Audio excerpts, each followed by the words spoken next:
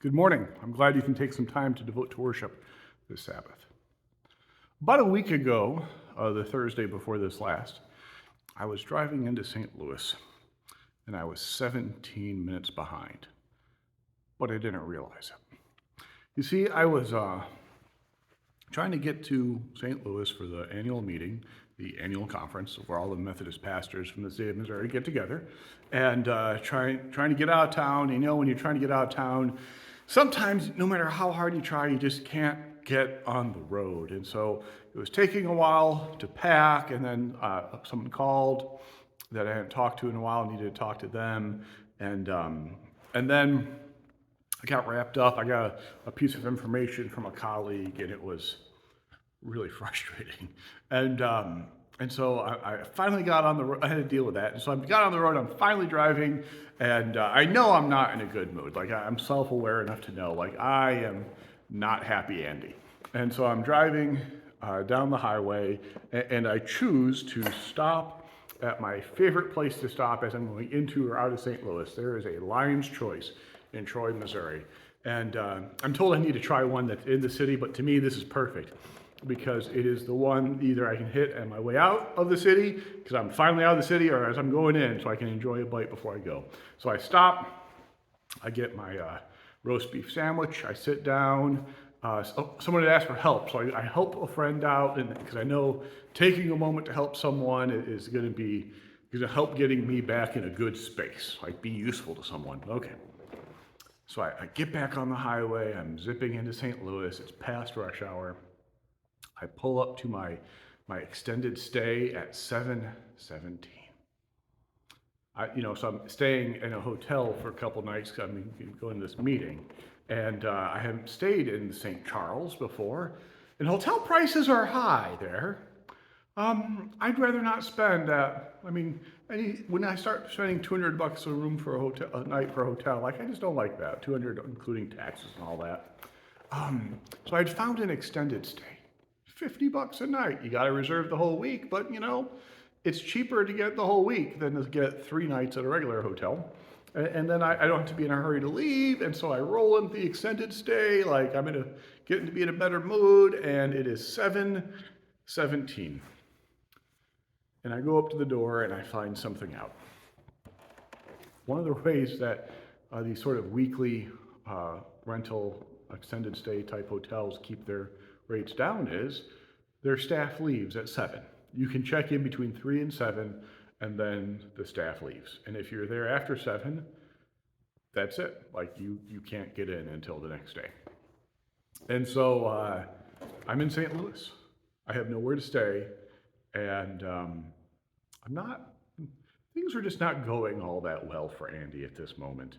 And so I check my reservation email, and I find that in the not anywhere near as big print as I would put it. If I was trying to make sure people could check in, it did say, okay, fine. And so I called a friend. I called my friend Joel. And I told him, Joel, help. I don't have a place to stay. And at 7:17. And by 7:45, he had arranged it with the hotel he was at. That I could come, and he had switched his room, so it was a double, two beds, and I went, and we both had dinner at that point, but we went out, and I bought him some of the most extravagant ice cream I've ever had, so we could just say thank you thank you for helping me out. Now, looking back, this little vignette of mine, what do we see in this? What happened in this moment? All right. We're going to answer that question, but we're going to take a detour first. Because first we got to go take a look at another moment in another person's life, someone who's having an interestingly rough go, a far worse go actually. It's in Genesis 28 that we find this moment.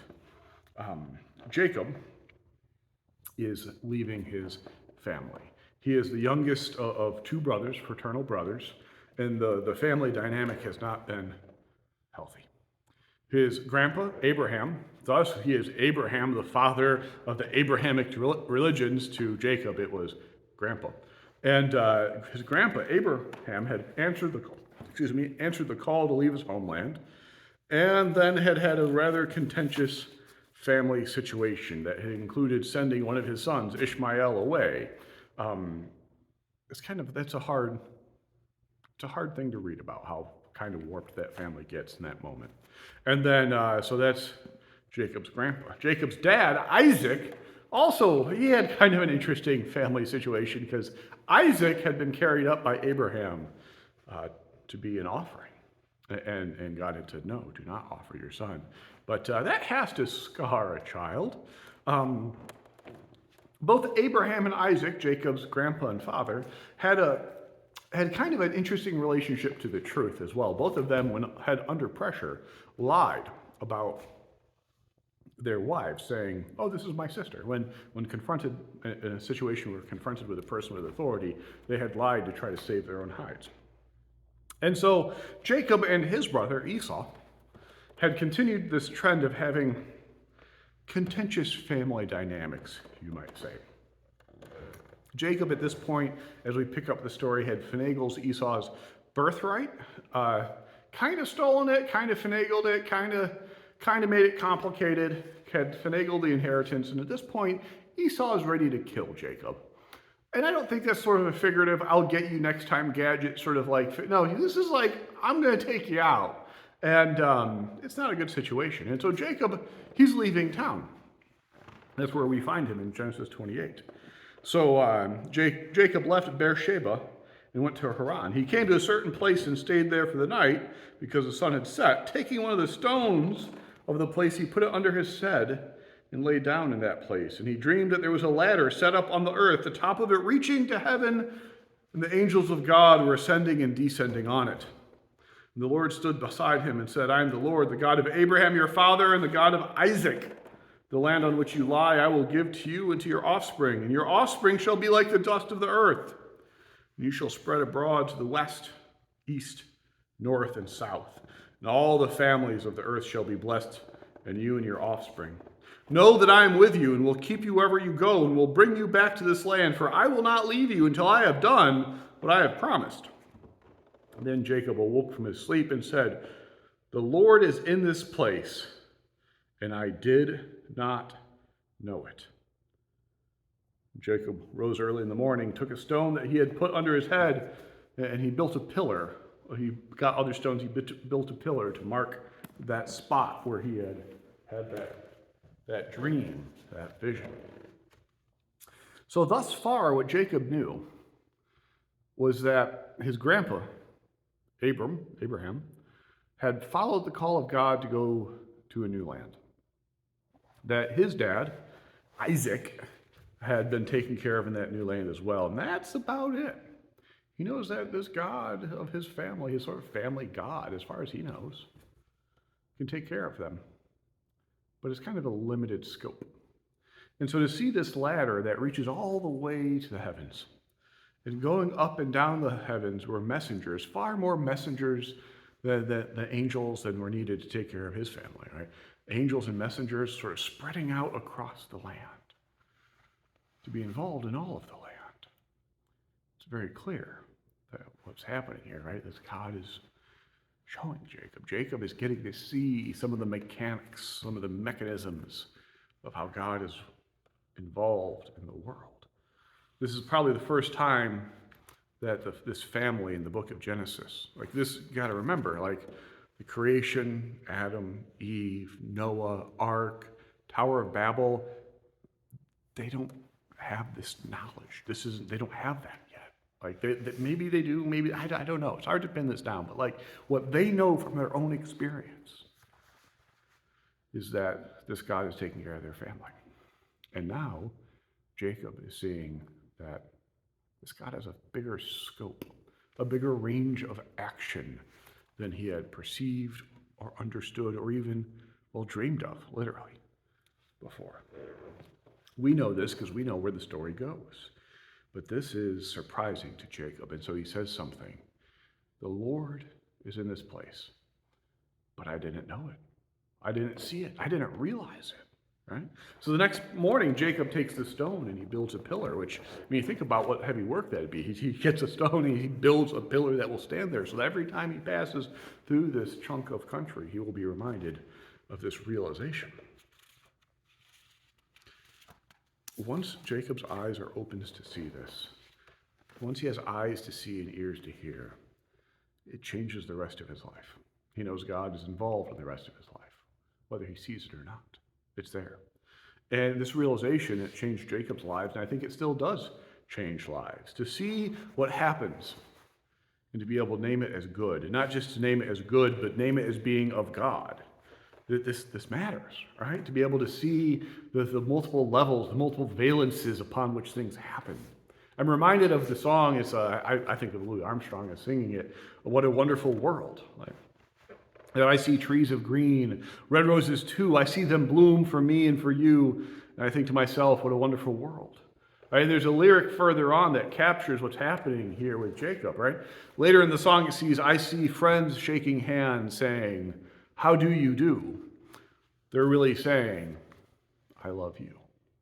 Right? And so this is a very Midwestern thing to do. You're shaking someone's hand and saying, how do you do? And what you're really saying is, I love you. And that both of those things are true. There's a lot more going on. And if you don't understand the Midwestern culture, you think, oh, they're shaking hands. But they're actually expressing care and affection for each other. And that's what's happening with Jacob. What Jacob had seen thus far, what he saw his family journeying in a land that was wilderness. But after this night, after this vision, he sees his family journeying in a land that is wilderness, and he sees that this is possible because of the messengers, the angels of God that are at work around him.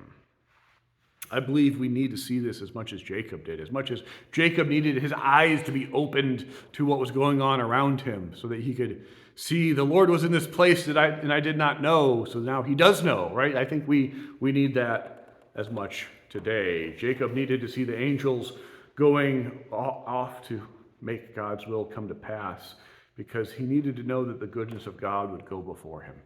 The promise that Jacob is given, I will not stop until my promise has been fulfilled and your people will be a great people spreading across the north, south, east, and west, being a blessing to all people. Like that's what Jacob hears, right? We need to hear it in a different way. I think we need to hear it that a lot of people today need to see that God can be in something, even if there are multiple layers going on. That as Jacob puts it, God is in a place even if we do not know it. And I think I saw an example of that this last Thursday a week ago when I was 17 minutes late, right?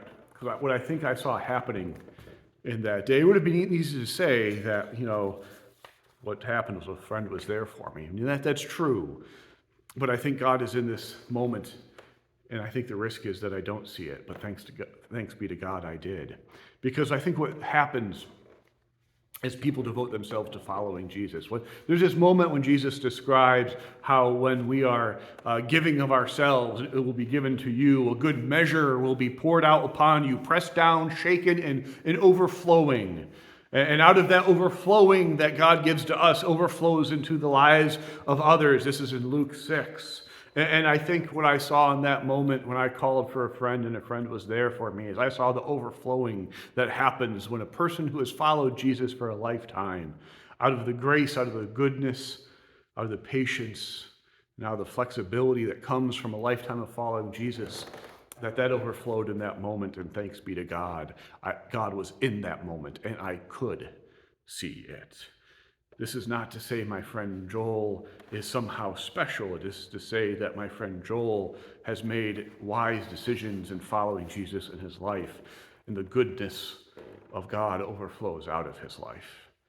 And in that moment, it overflowed into mine, right? And in that moment, what Joel did was be an angel, a messenger. That's what an angel means, a messenger. It's a messenger of the goodness of church, of community, of people gathered together and taking care of each other. And so as I give thanks this day, what I give thanks for is not just for Joel, but for the ways in which Joel was able to be a messenger of God's goodness to me. And I'm glad that I can take a lesson from Jacob. And I can say that God was in that moment. And I'm very thankful that I saw it. I'm very thankful that I knew it. And so I'd ask you who are watching this, where was the goodness of God for you this week? Where did the goodness of God overflow out of a person's life so that you experience some goodness, some joy, some patience, some flexibility, something that you could look at and say, that's a person being good. But if you look at it twice, do you know that God was in it? Do you see that God is in it? It doesn't have to be as dramatic as someone saving you when you thought you had nowhere to stay and you were in St. Louis. And let's be honest, like I was in St. Louis, I had a car and I had a credit card. I was going to be fine. I could find a place if I needed to. But to find a friend out of which the goodness of God overflowed was a gift. When has that happened to you this week? I want to wrap this up by making sure that you know, as the church that gathers to watch this, most of you are probably in Shelbina and Monroe City. I want you to know as a church that for me, you have been collectively a bearer of the goodness of God to me and to my family. And I appreciate that every time I come back from annual conference, and I know that I'm coming back to a place where we can work well together, we can experiment together, we can trust each other, and we can be playful and laughing as we try and as we go out there and do things in the name of Jesus Christ. To me, for me, you have been messengers of the grace and joy that is made possible when people follow Jesus and when it overflows into other people's lives and into my life.